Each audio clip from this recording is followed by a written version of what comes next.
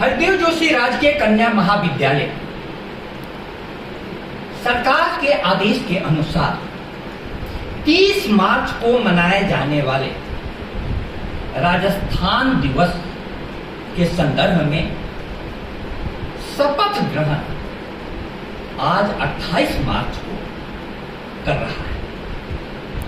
उस अवसर पर मंच पर उपस्थित आदरणीय विद्वज्जन एवं प्रिय विद्यार्थी राजस्थान की गौरव गरिमा से परिचित होने का यह स्वर्णिम क्षण है।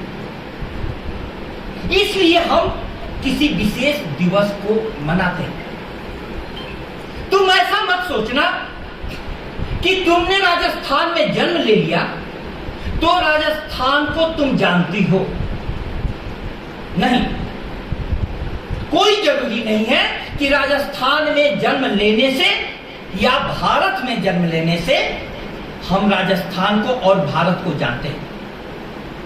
आप सभी विद्यार्थियों तक यह बात पहुंचे, इसलिए एक छोटी सी कहानी का मैं आश्रय लेता हूं। एक भिखारी एक जगह पर बैठकर 30 वर्षों तक भीख मांगता रहा और अंत में जब वो मरा तो उसकी लाश से दुर्गंध आ रही थी, हटाया गया। खुदाई की गई, मिट्टी से भी दुर्गंध आ रही थी। तो पता चला कि अंदर से खनक खनक की आवाज आ रही है। अंदर से चांदी, सोने, हीरे जैसे बहुमूल्य धातु निकले।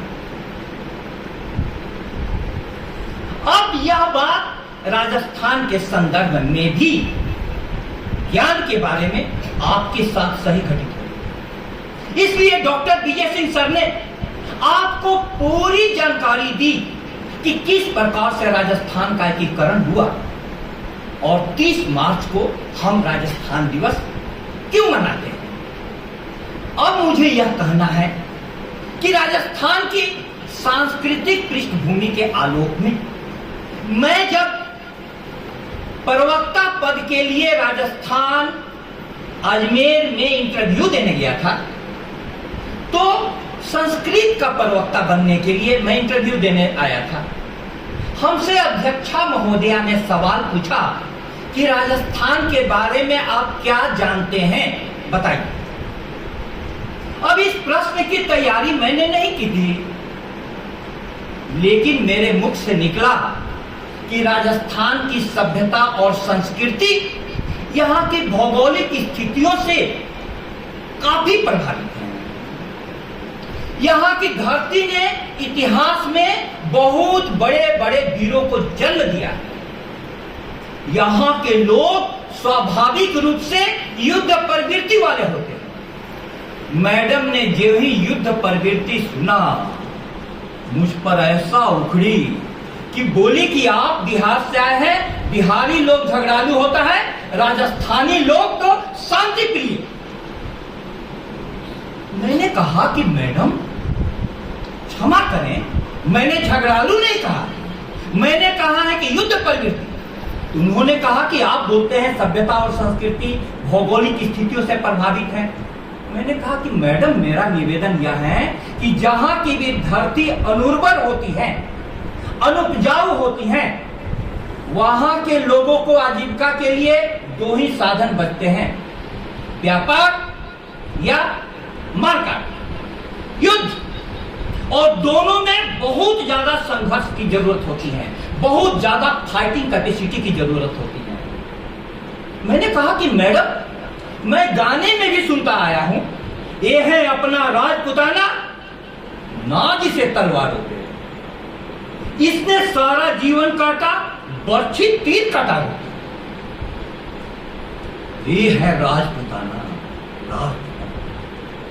आज क्या हो गया है, पूरे फिजाओं में एक ऐसी भंग घोल दी गई है जिसके कारण युवा पीढ़ी ने यह संघर्ष की वृत्ति छोड़ दी है।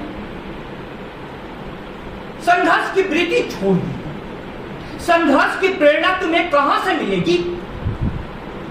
कहां से मिलेगी संघर्ष की प्रेरणा? संघर्ष की प्रेरणा मिलती है जब अपने ऐतिहासिक और सांस्कृतिक धरोहर को याद करो। राजस्थान मरुभूमि है, लेकिन हम क्या पढ़ते हैं, क्या सुनते हैं? मेरा रंग रंगीलो राजस्थान। राजस्थान रंग रंगीला। अब यदि मुझे कहा जाए कि राजस्थान से आपको 2 व्यक्तियों को चुनना हो, सिर्फ 2 का नाम गिनाना हो, तो आप किनको चुनेंगे?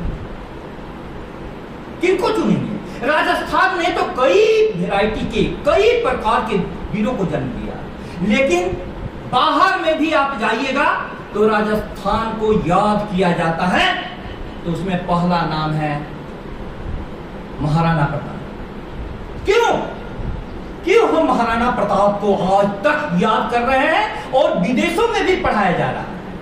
जिस समय मुगल सम्राटों के सामने में सारे लोग सर झुका रहे थे और घुटने टेक रहे थे, उस समय एक ऐसा वीर इस धरती पर पैदा हुआ जिसने न तो सर झुकाना कबूल किया और न घुटने टेकना।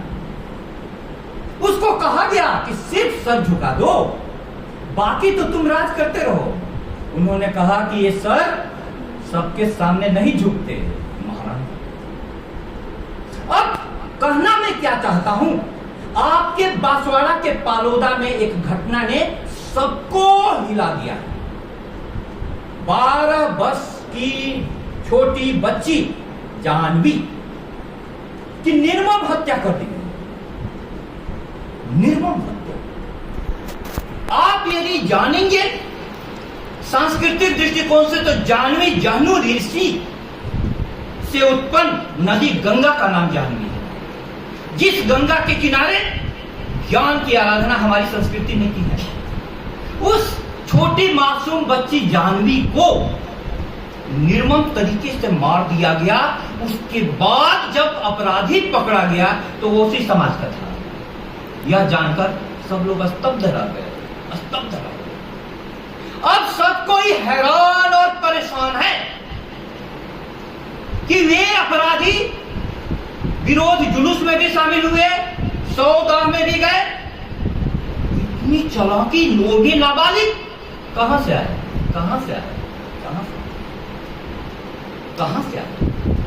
पता चला बाद में कि मोबाइल के लिए वो पैसा चोरी करने गया था और उस बच्ची ने देख लिया, निर्मम हत्या उसने कर दी। अब मोबाइल के लिए यह कौन सा मन बन रहा है? हमें इस पर विचार करना होगा। कौन सा मन बन रहा है? यहां राजमहलों का सुख भोगे हुए महाराणा प्रताप स्वतंत्रता के लिए, स्वाभिमान के लिए घास की रोटियां खा रहे। देखो राजस्थान की धरती कैसी। मैं जब कभी भी उदयपुर जाता हूं तो बीच में हाड़ा रानी का बड़ा बड़ा लिखा हुआ नाम आता है। क्यों? इतने वर्षों के बाद भी हाड़ा रानी को याद किया जाता है। जब पति कर्तव्य से विमुख हो रहे थे तो हाड़ा रानी ने अपना गर्दन काट करके उपहार में भेज दिया। ये है राजस्थान। अब उस राजस्थान पर मोबाइल के लिए, पैसों के लिए बच्चे इस हद तक जा रहे हैं, युवा पीढ़ी इस हद तक जा रहा है। हमें यह समझना होगा कि मन का कैसा निर्माण हो रहा है। प्यारे विद्यार्थियों, मैं कहना यह चाहता हूं कि मन सभी जीवों में थोड़े बहुत डिग्री में, अंश में रहता है, लेकिन मनुष्य में यह मन इतना शक्तिशाली परमात्मा ने दिया है, इतना शक्तिशाली कि हम लोगों को क्या कहा गया? मानव। मानव, मानव में मन छुपा हुआ। किसी भी संस्कृति ने इतना प्यारा नाम नहीं दिया। अंग्रेजी में ह्यूमन कहा जाता है। ह्यूमन बना है ह्यूमस से, मिट्टी। उर्दू में आदम कहा जाता है, वो भी मिट्टी। यह तन तो मिट्टी है, एक दिन मिट्टी में मिल जाएगी। लेकिन संस्कृत में मानव, मानव का अर्थ है जिसका मन ही सर्व प्रमुख है। मन ही सर्व प्रमुख है। उस मन का निर्माण कहां होता है? शिक्षा जगत में। उस मन का निर्माण शिक्षा जगत करता है। इसलिए प्यारे विद्यार्थियों, यदि मन को अच्छा शिक्षा जगत मिल गया तो यह मन सुमन हो जाएगा। क्या? सुमन।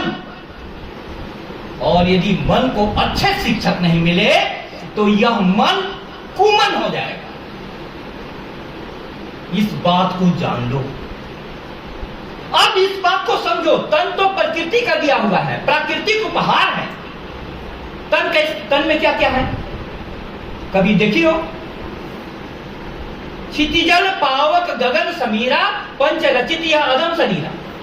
पृथ्वी है तन में, मिट्टी, थोड़ा सा पसीना आए तो देखना मिट्टी। जल है, जुकाम में पता चल जाएगा। अग्नि है, जठराग्नि, पता चल जाएगा भूख लगती है तो। गगन हवा है, आकाश है। इस सारे पांचों तत्वों से मिलकर के हमारा शरीर बना है, तन बना है। अब यही तत्व बाहर में है, यही तत्व बाहर में है। आग है, पानी है, मिट्टी है, हवा है मुझ में, फिर मानना पड़ता है खुदा है मुझ में। और परमात्मा है क्या? अब ये तन हो गया। अब तन में आत्मा प्रवेश करती है, वो परमात्मा की अंश है। अब तन और आत्मा हो गया, बीच में मन है। मन जैसी तुमको शिक्षा मिलेगी वैसा तुम्हारा मन हो जाएगा। इसीलिए मन को अच्छी शिक्षा मिली तो तुम्हारा मन सुमन हो जाएगा। सुमन माने क्या होता है? सुमन माने फूल। सुमन माने फूल। एक फूल खिलता है बगिया में, पूरा चमन सुगंध से भर जाता है, पूरा चमन सुगंध से भर जाता है। एक बगिया में फूल खिलना, आप सोचो सुमन का मतलब क्या होता है। लेकिन एक मन यदि बिगड़ता है, मन बिगड़ता है तो आज पूरे राजस्थान ही नहीं पूरे देश में बांसवाड़ा का नाम गूंज रहा है। निर्मम बच्ची की हत्या, वो भी गांव में रहने वाले। मैं कहना चाहता हूं कि प्यारे विद्यार्थियों, तुम्हारे कॉलेज में जो शिक्षक हैं ये सुमन है। सुमन, कोई संगीत का सुमन है, कोई सोशियोलॉजी का सुमन है, कोई संस्कृत का सुमन है, कोई हिंदी का सुमन है। कई प्रकार के सुमन आपको दिए गए हैं, जिनके संपर्क से, जिनके साथ आप अपने मन को सुमन बना सकते हैं। उसकी माला आप पहन सकते हैं। इसलिए मैं कहना चाहता हूं, शिक्षार्थियों की बहुत महत्वपूर्ण भूमिका है। अब इस प्रकार का मन कि हमारे बच्चे मोबाइल में, हमारे बच्चे क्लास से दूर, मौलिक पुस्तकें नहीं खरीदते हैं, पासबुक से काम चला लेते हैं, ऐसा मन क्यों निर्माण हो रहा है? प्यारे विद्यार्थियों, मैं तुमको एक उदाहरण से समझाना चाहूंगा। वो जिंदा उदाहरण आपके काम आएंगे, जिंदा उदाहरण आपके काम आएंगे। एक शिक्षक क्या कर सकता है? आप ही के कॉलेज की एक बच्ची है, उसका नाम है डीसी जैन। नाम सुनी हो? नहीं। डीसी जैन ने 51,000 रुपए का पुरस्कार जीता। वो कैसे जीती? क्योंकि संगीत विभाग में एक सुमन है जिनका नाम है सचदेवा सर। देखो, एक व्यक्ति तुम में प्यास हो सीखने की, तब हर टीचर तुमको कहां पहुंचा सकता है, कहां पहुंचा सकता है। मैं इसका उदाहरण दे रहा हूं, आप देखो। तो मैं इस पर बात कर रहा था कि आपका मन कुमन नहीं बने, सुमन कैसे बने। तो सर, आज हमको जिन्होंने पढ़ाया उनका वहां पर विदाई समारोह चल रहा है रुद्रप्रयाग में। इंटर कॉलेज के प्रिंसिपल हैं। जब मेरे जीवन में 10 वर्षों के खेलने के बाद बैन लग गया था, मुझको कुछ दिखाई नहीं दे रहा था, क्रिकेट तो खेल नहीं सकता था। उनकी संगति हुई ऐसे लोगों के मन से। उनमें एक नाम मैं आदर के साथ लेता हूं, श्री ध्रुवकांत ठाकुर, उनसे परिचय हुआ। फिर उनके साथ रहते थे श्री अरुण कुमार सिंह, उनसे परिचय हुआ। दोनों लंगोटिया यार, और दोनों सुख दुख के पास उनके पास में चला जाता था पढ़ने के लिए। मैंने उनसे बात की कि आप 30 वर्षों की सेवा के बाद रिटायर हो रहे हैं, आप हमको बताइए कि आपने क्या विशेष काम किया। तो उन्होंने जो बात कही, मैं उस पर 2 दिन से चिंतन कर रहा हूं। उन्होंने कहा कि मैं बच्चों को सबसे पहले बच्चों पर संस्कार पर ध्यान देता हूं, बच्चों का संस्कार अच्छा, उसके बाद स्वास्थ्य की बात बताता हूं, और उसके बाद किसकी बात, तब शिक्षा, संस्कार, स्वास्थ्य और शिक्षा। हमने कहा कि क्यों? तब मेरे को सोचते सोचते आया कि मैंने इन लोगों से क्या सीखा। जो पढ़ाते थे उससे तो मुझको पहली बार JRF हो गया, संस्कृत में 1 डिग्री मिल गई, लेकिन जीवन तो इन लोगों से सीखा। 4-5 लोग एक छोटे से कमरे में रहते थे सर, बच्चों को बताना जरूरी है, 4-5 लोग, और किसी के भी पास तन पर 1-2 से ज्यादा कपड़े नहीं थे, 2 से ज्यादा कपड़े नहीं थे। यहां पर हर के पास इतनी गरीबी में भी कपड़ों की संख्या गिनना, और उनका नारा था 2 रोटी कम खाएंगे, किताब नहीं लाएंगे। तो मैं देखता था कि वे लोग शनिवार को और मंगलवार को उपवास करते थे। हमने बोला कि तो पतला दुबला शरीर, इसमें उपवास की क्या जरूरत है। वो बोले कि उपवास करने से बाद में मेरे को पता चला 1 दिन खाने का पैसा बच जाता है, उससे कुछ किताब खरीद। ऐसे लोगों के साथ अब देखो, जिसके पास साइकिल नहीं थी वो व्यक्ति, उनको मैं आगे बिठाता था, मैं साइकिल चलाता था, मेरी साइकिल से जाते थे। आज वो मेरठ के DG हैं, कितना बड़ा पद। जिसके पास साइकिल नहीं थी उनके पास हर प्रकार के गाड़ियों का लाइन लगा हुआ है। दूसरा, वो अरुण भैया जिनको मैं कहता हूं, वो पूरी तरीके इंटर कॉलेज के प्रिंसिपल, और जब कभी भी कोई इंस्पेक्शन के लिए आता है सर, तो उनको प्रिंसिपल की कुर्सी पर नहीं देखते, वो विद्यार्थियों के साथ लगे रहते हैं। ऊपर वाले शिकायत करते हैं कि प्रिंसिपल साहब, आपको तो प्रिंसिपल रूम में आप मिलते ही नहीं। बोले कि मैं प्रिंसिपल तो पद में हूं, लेकिन मेरा दिल जो है विद्यार्थियों के लिए धड़कता। ऐसे टीचर आप लोग क्या मिस कर रहे हो? यहां पर आपके सीखने की वृत्ति नहीं होगी तो विजय सिंह सर जो बता रहे थे, कुछ देर के बाद आप लोग थक जाते हो। प्यारे विद्यार्थियों, मैं कहता हूं कि देखो जीवन में लोग कैसे कैसे ऊंचाइयों पर पहुंचते हैं। सर, उस घटना को मैं आज भी नहीं भूल सकता। उन लोगों के पास सिर्फ मैं चला जाता था पढ़ने, बैठ जाता था, वो लोग लगातार पढ़ते रहते। उनके गांव से आए लोग हॉस्पिटल में भर्ती थे, शाम को जाना था खाना पहुंचाने के लिए। मैंने कहा कि मैं भी आपके साथ अरुण भैया चलूंगा, और 8 किलोमीटर दूर हॉस्पिटल पैदल हम लोग पैदल आए, खाना पहुंचा दिए। लेकिन पैदल आने में और पैदल जाने में उन्होंने UGC JRF का सारा क्वेश्चन, जितना भी, कम से कम 20 क्वेश्चन डिस्कस कर दिए। आप देखो, तो उन्होंने मुझको यही कहा कि बच्चों पर जो ये हालात हो रहे हैं, सबसे ज्यादा संस्कार पर ध्यान देना चाहिए। अब संस्कार का मतलब क्या होता है? टीचर कैसे जीता है, कैसे उठता है, कैसे बैठता है। तुम तो यहाँ पर क्लास में कुछ देर के लिए टीचर से मिलती हो, इनके जीवन के बारे में कुछ जानती हो? नहीं, जीवन के बारे में जानो। ऐसे ही पूरे क्षेत्र की पूरी युवा पीढ़ी बर्बादी के कगार पर क्यों है? तुम लोग को प्रार्थना करनी चाहिए, यूं तो मेरा तन माटी है, तुम चाहो कंचन हो जाए। टीचर चाहेगा तो तुम्हारा माटी का तन कंचन स्वर्ण हो जाए। यूं तो मेरा तन माटी है, तुम चाहो कंचन हो जाए। यूं तो मेरा मन पावक है, तुम चाहो चंदन हो जाए। पावक माने आग, मन में आग लगी हुई है, आग। और क्या हो जाएगा? चंदन। चंदन कितना शीतल होता है, उसको हम लोग यहाँ पर ललाट पर लगाते हैं। तुम्हें पूरा गुणात्मक परिवर्तन हो जाएगा, पूरा गुणात्मक परिवर्तन।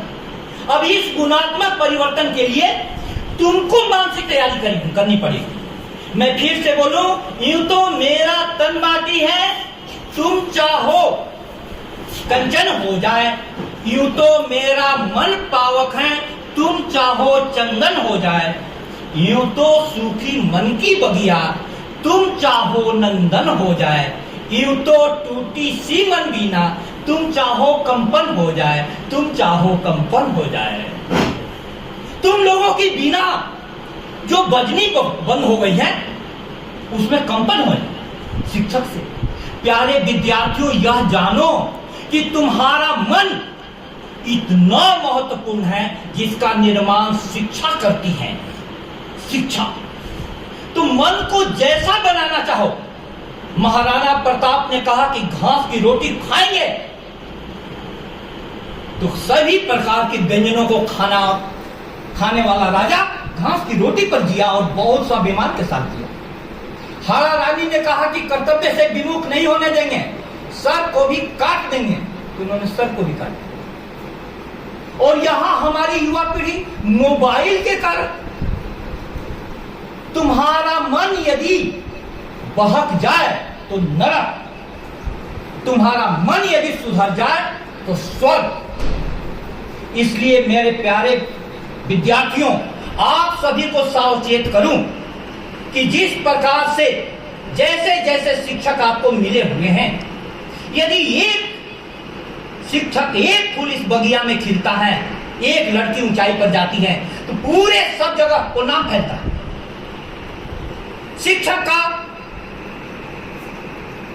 शिक्षक की कीर्ति कौमुदी चारों तरफ फैलती है। लेकिन मैंने सर एक चीज देखा, नोट किया, इतनी बड़ी उपलब्धि और पेपर में जगह नहीं शिक्षक का।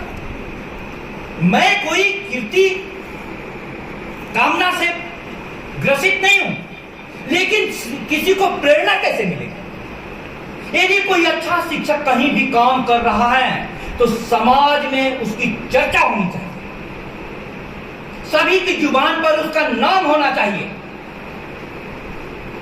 यह क्या हो गया? हमको लोगों ने व्हाट्सएप पर लिखा कि सर आपका लेख हमको पूरी तरीके से अंदर से आंदोलित कर दिया, आपने मूल कारण पकड़ लिया है। मैंने कहा कि मूल कारण इसलिए पकड़ लिया कि हम लोग शिक्षक हैं। शिक्षक हैं। तुम्हारा मन तुम्हारे पास सबसे शक्तिशाली यंत्र है, इस बात को जानो। यही मन यदि किताब से प्रेम करता है तो अब्दुल कलाम पैदा होते हैं। यही मन यदि गाने से प्रेम करता है, लता मंगेशकर पैदा होती है। यही मन यदि बल्ले से प्रेम करता है तो विराट कोहली, तेंदुलकर पैदा होते हैं। यही मन यदि विज्ञान से प्रेम करता है तो सुनीता विलियम्स, अंतरिक्ष परी पैदा होती। और यही मन यदि धन से प्रेम करने लगे, किसी भी कीमत पर धन, बिना योग्यता के धन क्यों प्राप्त करना चाहते हो?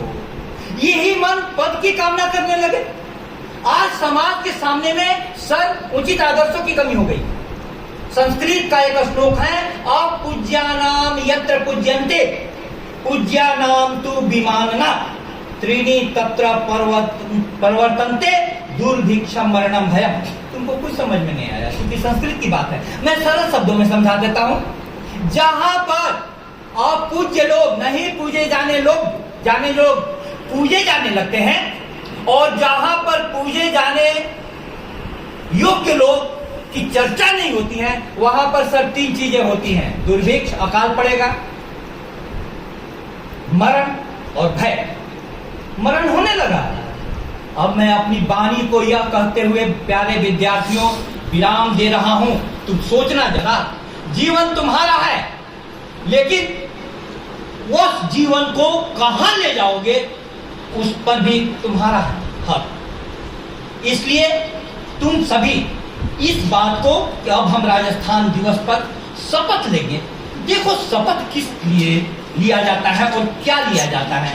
मेरे साथ, मैं राजस्थान दिवस के गौरवमयी अवसर पर यह शपथ लेता हूं कि मैं राजस्थान की महान परंपराओं का सम्मान एवं निर्वहन करते हुए राज्य के विकास एवं खुशहाली में सक्रिय भागीदार बनूंगा। मैं राजस्थान को समृद्ध, स्वच्छ, स्वस्थ, हरित और आत्मनिर्भर प्रदेश बनाने के हर प्रयास में सक्रियता से भाग लूंगा। मैं महिलाओं, युवाओं, किसानों, श्रमिकों और वंचित वर्गों के सम्मान, अधिकारों और सशक्तिकरण के लिए कार्य करूंगा। विरासत भी और विकास भी की भावना को ध्यान में रखते हुए मैं राज्य के विकास में निरंतर योगदान देने के लिए प्रतिबद्ध रहूंगा तथा राज्य के विकास के प्रति जिस निष्ठा और नवाचार की अपेक्षा है उसके लिए मैं संकल्पबद्ध रहूंगा। जय जय राजस्थान। प्यारे विद्यार्थियों, विकास और विरासत, विकास तो सबको चाहिए, तन का, मन का और